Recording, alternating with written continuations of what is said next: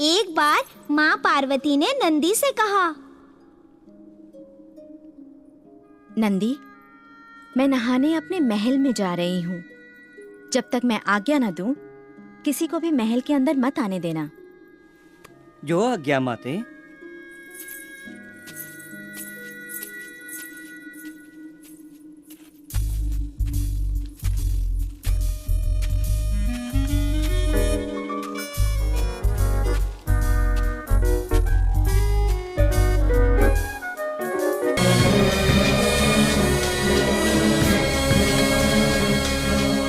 जय हो भोलेनाथ। रास्ते से हटो, अंदर जाने दो।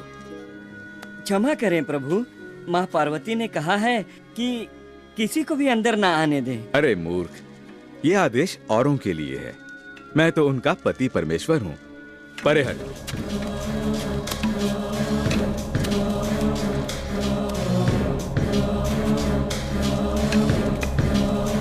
आप भीतर कैसे आ गए? नंदी ने आपको रोका नहीं? प्रिय, वो मेरा दास है। उस बेचारे की क्या मजाल जो मुझे रोके। पुत्र गणेश। जी माँ। देखो पुत्र, मैं स्नान गृह में स्नान करने जा रही हूँ। तुम द्वार पर बैठो और जब तक मैं ना कहूँ, किसी को भी अंदर मत आने देना। जो आज्ञा माते, मैं किसी को भी अंदर आने नहीं दूंगा। आप निश्चिंत होकर स्नान करें। कहीं खेलने में भूल तो नहीं जाओगे? नहीं माँ, आप चिंता ना करें।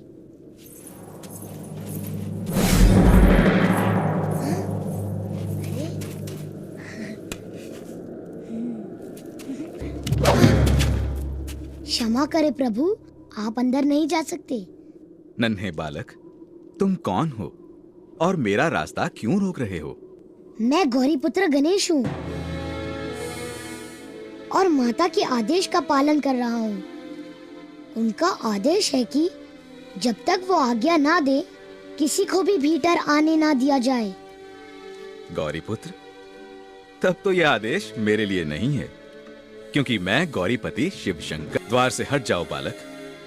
कदापि नहीं। जब तक माँ आज्ञा नहीं देती, मैं किसी को भी भीतर जाने नहीं दूंगा। जिद मत करो नादान बालक, सामने से हट जाओ। ये असंभव है। देखो, तुम मेरे क्रोध को नहीं जानते। रास्ता छोड़ो, वरना परिणाम अच्छा नहीं होगा। परिणाम चाहे जो भी हो, सूर्य पश्चिम से निकल सकता है, चंद्रमा अपना मार्ग बदल सकता है, पर मैं अपने धर्म के मार्ग से नहीं हट सकता। मूर्ख बालक! शांत शांत प्रभु, छोटा सा बच्चा है, इसे मैं समझा बुझा कर हटाता हूँ।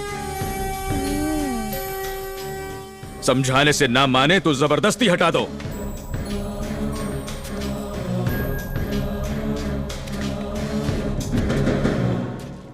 बालक गणेश, तुम मेरे स्वामी का गुस्सा नहीं जानते। बातें मत बनाओ। हिम्मत है तो मुझे हटा कर दिखाओ। मुझे मत ललकारो बालक। डरपोक हो तुम, डरपोक। ऐसी बात है तो मेरी शक्ति का सामना करो।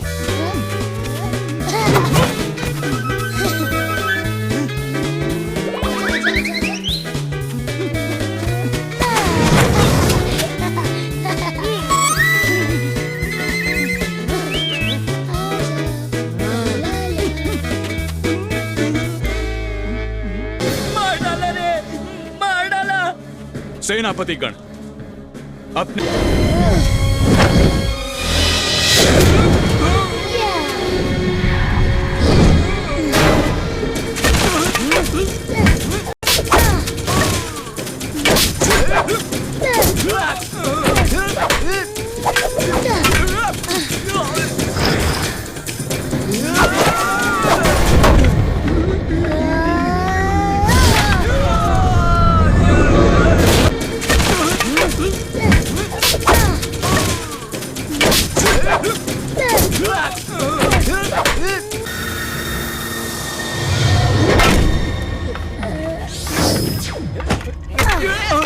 रुको।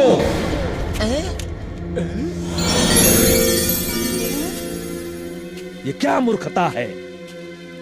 एक अकेले बालक से इतने सैनिक लड़ रहे हो? पीछे। पुत्र गणेश, आपको भी इस तरह हठ नहीं करनी चाहिए। हट मैं नहीं, पिताजी कर रहे हैं। तुम्हें पिता की आज्ञा का पालन करना चाहिए। मार्ग से हट जाओ। पिता की आज्ञा का पालन करूंगा तो माँ की आज्ञा का क्या होगा? और माँ का आदेश मैं कभी नहीं टाल सकता। जिद मत करो, बड़ों की बात मानते हैं। द्वार से हट जाओ। मेरे लिए सबसे बड़ा स्थान माँ का है, मैं नहीं हटूंगा। इसे युक्ति से हटाना पड़ेगा, अन्यथा यदि भगवान शंकर को क्रोध आ गया तो अनर्थ हो जाएगा। देखो बालक, मेरी बात मानोगे तो तुम्हें पुरस्कार दूंगा। पुरस्कार का लालच देकर आप मुझे बहलाना चाहते हैं?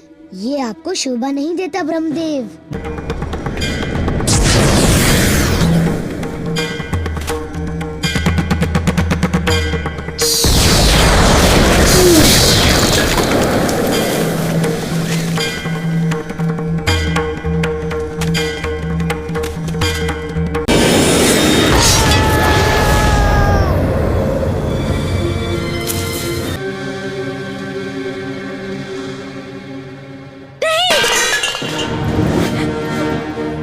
स्वामी ने मेरे पुत्र का वध कर दिया।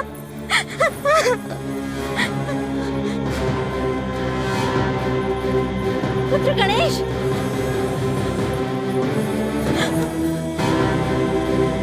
पुत्र गणेश, ये आपने क्या किया प्राणनाथ? क्रोध में अपने ही पुत्र का वध कर दिया और आप सब देवगण चुपचाप खड़े ये तमाशा देखते रहे। किसी को इस नादान बालक पर दया नहीं आई? क्या एक नन्हे से बालक को हराना इतना जरूरी था कि सभी देवता यहाँ इकट्ठे हुए हैं? बोलिए, आप सब चुप क्यों हैं? शांत हो गया आपका क्रोध इस नन्हे से बालक के प्राण लेकर? नहीं हुआ तो मेरे भी प्राण ले लीजिए। मुझे अपना पुत्र वापस चाहिए, जीवित। आपको इसे प्राण दान देना होगा, अन्यथा मैं भी यहीं प्राण त्याग दूंगी। ये आप क्या कह रही हैं देवी? मैं न्याय मांग रही हूँ। मेरा पुत्र निर्दोष था, वो मेरी आज्ञा का पालन कर रहा था। क्षमा करें देवी, ये असंभव है। तो मेरा जीवित रहना भी असंभव है। यदि इसी समय मेरे पुत्र को पुनर्जीवित नहीं किया गया तो मैं भी प्राण त्याग दूंगी। आपने क्रोधवश अपने ही पुत्र का वध कर दिया भोलेनाथ। अब आपको देवी पार्वती का आग्रह स्वीकार कर बालक गणेश को जीवन दान देना ही होगा, अन्यथा उनकी क्रोध की अग्नि सारी सृष्टि को तहस नहस कर देगी। वास्तव में देवी पार्वती का आग्रह अनुचित नहीं है। क्रोध में आपने जो अनुचित कार्य किया है उसका यही प्रायश्चित हो सकता है भोलेनाथ। अहंकार त्याग कर देवी पार्वती की प्रार्थना स्वीकार कीजिए भोलेनाथ। ये संभव नहीं है। मेरे शस्त्र के प्रहार से जो सर धड़ से अलग हो गया वो फिर से जोड़ा नहीं जा सकता।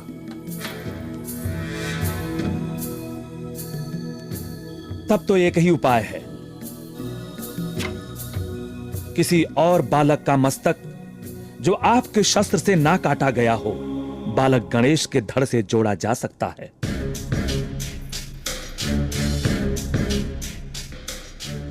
सोचने में समय नष्ट मत कीजिए, तुरंत अपने गणों को आदेश दीजिए।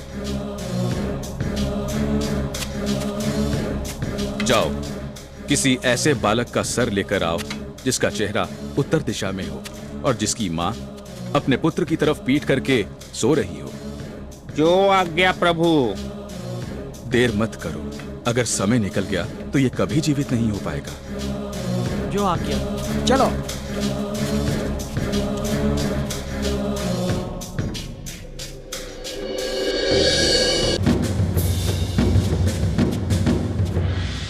अरे मूर्खो, ये क्या ले आए?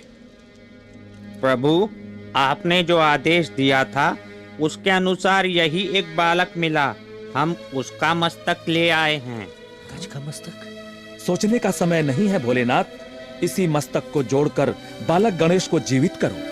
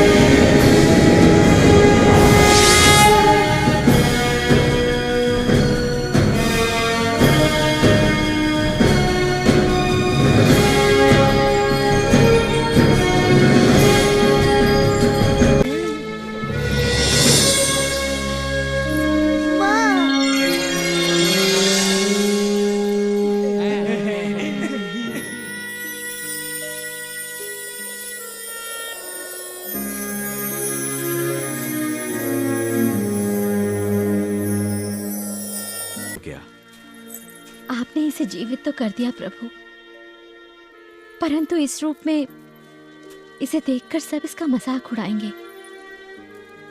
चिंतित मत हो प्रिय, ऐसा कुछ नहीं होगा।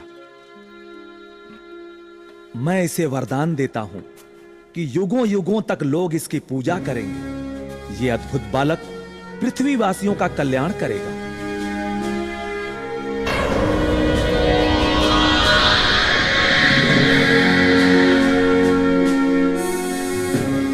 वरदान देती हूँ कि जब भी कोई शुभ कार्य होगा तो सबसे पहले गणेश का पूजन किया जाएगा।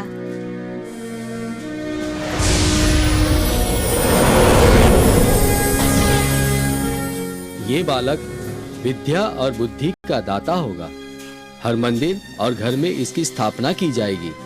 लोग इसे हमेशा लड्डुओं का भोग लगाएंगे।